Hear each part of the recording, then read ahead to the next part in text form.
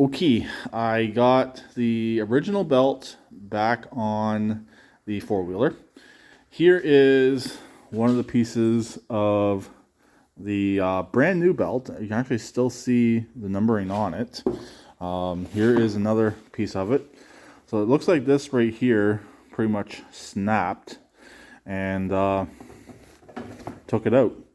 I could still hear something flapping around in there. That was most likely this piece right here. And then there's a couple little pieces right there on the floor. Not the ground, the floor. I'm in a building, it's the floor. Outside is the ground. Yes, that's one of my pet peeves that bugs my OCD. When people call floor ground or ground floor. Anyways, let's fire it up quickly, make sure everything is working. I did spin this right here, and as you can see the bike is moving, but we'll fire it up anyways and just move it real slow. Don't do this at home. This is kind of dangerous. Got an open clutch right here, and yeah, don't want nothing falling in there. Don't want to hit the horn. The one annoying thing about this bike, it has a horn.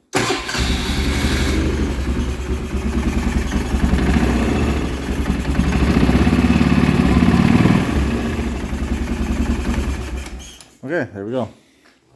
I'll slide it back a bit. But it's fixed. Get everything back together. I still want to order a secondary belt just to have on hand. It's not that hard to get into this one. I didn't really take off much of the plastics. Unfortunately, this here does have to come off. That's the biggest pain in the butt for this entire job, is taking off that foot, the foot piece here.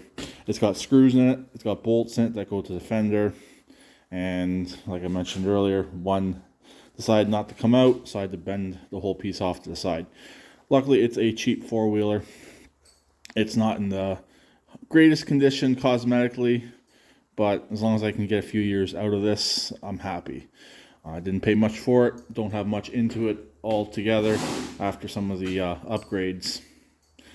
So some people might be wondering, how did I get this up my driveway? My driveway has a significant slope on it.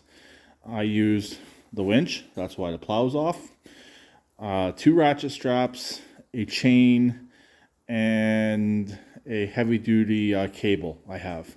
Hooked it to the trailer hitch on the pickup truck, and basically was able to get it up far enough up the hill where I was able to push it rest of the way into the garage, and here's where it sits. So figured I'd share that. I don't think I mentioned it in the previous video when it first pushed it in after breaking down. So anyways, that's pretty much it.